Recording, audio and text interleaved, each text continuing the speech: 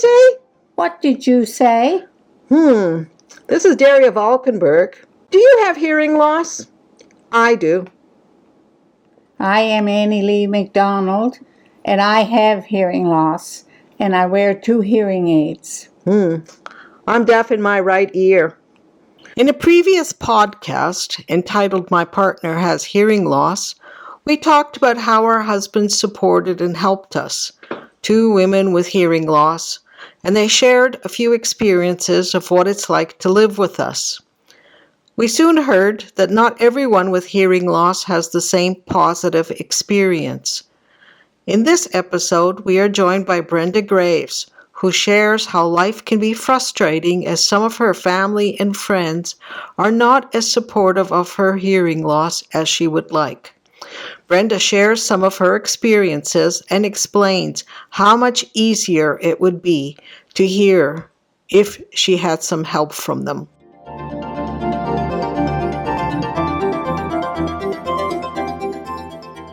Brenda, thank you for joining us for this episode to talk about what it's like to live with someone who isn't perhaps as supportive of your hearing loss as you would like. Would you like to share some of your thoughts and some of your experiences? Yeah. Well, thank you for having me here. Yes, it can be very frustrating because it's an ongoing situation. Certainly if you live with somebody like a spouse, obviously, and if their hearing is fine, they tend to mumble. My husband tends to mumble and walks away from me into another room. And then when I get annoyed, I say, I can't hear you. Then he starts yelling. And I don't mean talking loudly, I mean yelling. And then he said, well, you get mad when I talk quietly, so I yell. And he's not supposed to yell. He should talk louder. Or what I do is, because I think he has a hearing loss, and I will go to him and repeat the question. Whereas he just keeps walking away and yelling louder and louder, but that doesn't mean I can hear him. But it's not just spouses, it can be other family members too. Many people say that grandchildren have great difficulty dealing with a grandparent who has hearing loss. You've got 3 grandchildren, and what has been your experience? Well, interestingly enough, my grandson, who's the oldest, has always been the most patient, but he has a deep voice. I can hear the deeper timbres fairly easily, so I don't have to say what all the time. The older granddaughter, she tends to, I think because she's a teenager, she tends to talk loud anyway, but the youngest one, she has a soft voice, and she has always, most of her life, has had a slight speech impediment. Marbles in your mouth would be the expression that people might use. So I lean into her and ask her to repeat, and she gets impatient. She just finds it annoying, I think, that she has to repeat herself. And sometimes she repeats herself and she's walking away, so I just let it pass.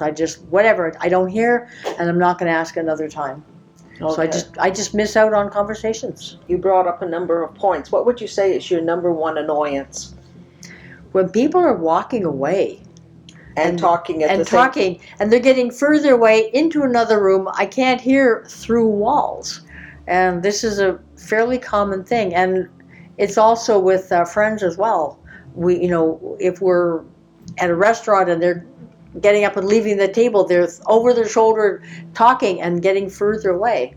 Or friends, even family members, they leave the room for some reason, and they, again, over the shoulder, they sort of talk, but I don't hear them. Given how many people have hearing loss in Canada, why do you think this is a problem that's so totally ignored, that people have not made all these allowances? I think part of it is they don't make allowances because their hearing is fine. And I think a lot of people, such as myself, I either let it slide or I adapt. I used to go out with friends and there'd be a large group of us sitting at a table, and the far end of the table with loud music in the background or what have you, and somebody would make a joke and I would watch the other people. If they laughed, I would laugh. And if they were relating a story, I watched, and if they looked like serious, I would have a serious face. I would go by what other people were doing, not by what I was hearing, because I couldn't hear it. That's a really good point that you brought up, because we all do that. We sort of mask how we really feel, and we tend to swallow some of the frustrations that we ourselves feel at not being able to hear and comprehend what is being said. The other thing, if you say, excuse me, can you repeat yourself? Like if somebody tells a joke or even just relates a story and you ask them to repeat it, they don't realize that you didn't hear it. They think you didn't get it. You didn't get the joke. So a former president of the United States was very profoundly hard of hearing. And people would talk to him and he wouldn't understand. And they thought he had like dementia or was stupid. And it wasn't that he didn't get it. He couldn't hear it. And I find the same thing. So rather than, I guess it's my own ego, rather than having people think I'm stupid, I just pretend that I heard. And I nod my head or whatever. I don't think you're the only one. I think we all do that to some extent. Certainly if you're in a group, you can't be saying to somebody, can you repeat what you said? Because there's 8 people in a group or 10, and you don't hear what somebody at the other end says. You just sort of nod and smile. And yeah, it's something we all do. I'm not going to ask them to repeat again when there's like 5 conversations going on. It's an adaptive thing that I have found. So Brenda, what do you think you'd like to see in your own family situation, say with your husband and your grandchildren? What would you say if you could sit them down and have them listen to you? What would you tell them is the number one thing that they can do to help you? Sit near me and look at me when they're talking to me. Because the minute they get up and leave or they turn their head away, it's obviously harder. I can't tell them to turn off the TV or the radio, but if they can look at me and speak to me, then that would be such a big help. It would be, because we all speech read to some extent, whether we know it or not. And I know in our own household, if we're watching TV, I always have control of the remote control, so that if my husband starts talking to me or I want to talk to him, the remote immediately goes to either mute, or if it's something that we're streaming, we can stop it. Yeah. Because I cannot hear the TV and my husband at the same time. I hear you on that one. Pardon the pun. We ended up with closed captioning, and interestingly enough, like I've gotten more and more dependent on closed captioning, because even on the TV, they will have dialogue and background music. That's right. And the background music sometimes is so loud, even my husband has a hard time hearing. So the closed caption kind of works for both of us. But yeah, I hit the pause if he wants to say something. I hit the pause. Excuse me, you want to say that again? Yes, I rely on closed captioning as well. And that really does make a difference, because even if the captioning makes no sense, which it quite often doesn't, because they've missed something, at least you have a general idea of what's going on. So the closed captioning helps, but you've brought up a good point that it's very important. The number one issue is to face the person with the hearing loss when you're talking to them. Don't look away and don't walk into another room. And I think the second point, from what I understood from the discussion, is to be patient. Yes.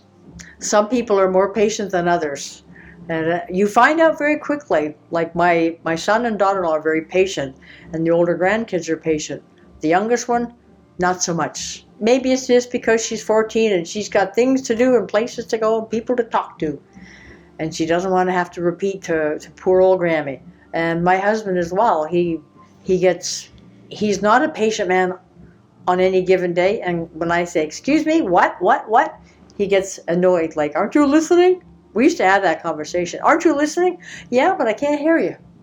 Well, this is it. And this is the thing that people don't seem to understand, that just because you can hear something doesn't mean that you can comprehend it.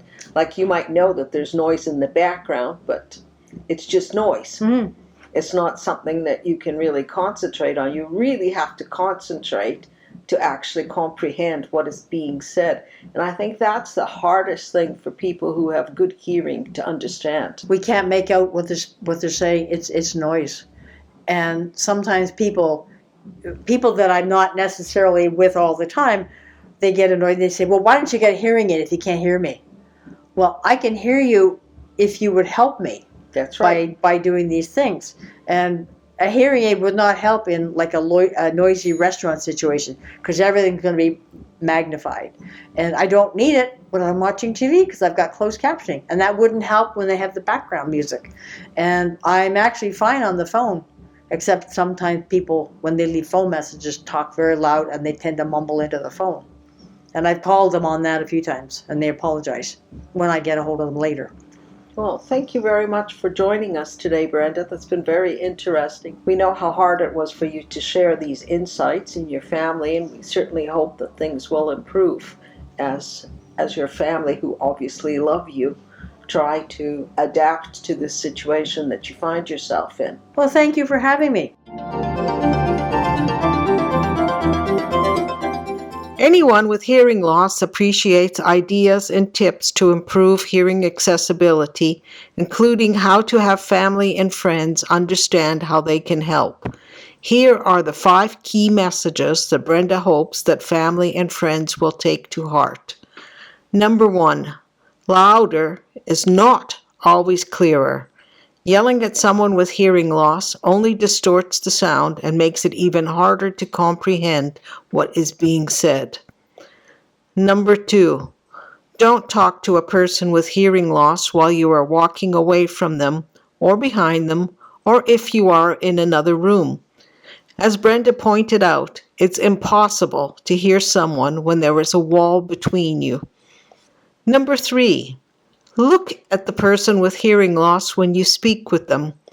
All of us speech read to a certain extent, whether we know it or not, and being able to see the person's face makes it just that much easier to comprehend what is being said. Number 4, have patience and try not to get annoyed if you are asked to repeat yourself. It only means that the person with hearing loss is interested in what you have to say. If you are asked to repeat yourself a second time, consider rephrasing what you said. Some words are difficult to hear or understand. Number 5, remember that it can be easier for a person with hearing loss to pretend they heard what was said rather than asking to have it repeated or to look foolish. Catch you next time. Don't forget, we always love to hear from you. Send us an email at hearpei@gmail.com. That's HEARPEI@gmail.com. We hope that you will remember these 5 tips to help you in communicating with family and friends who have hearing loss. If you are the person with hearing loss, please don't give up on family and friends, but help them to understand what they can do to help you to hear better. Do please listen to our other podcasts, which offer more insights on hearing loss issues. This podcast was sponsored by a grant from Resource Abilities, with excellent technical production by Wendy Natras. We hope you enjoyed this podcast and have learned some new tips and tricks for hearing loss accessibility. In today's world, you're hearing all kinds of sounds, and you must have coping strategies to be able to hear what you want to hear and be able to put in the background what you don't want to hear. Join us on our next podcast of What Did You Say? What did you say?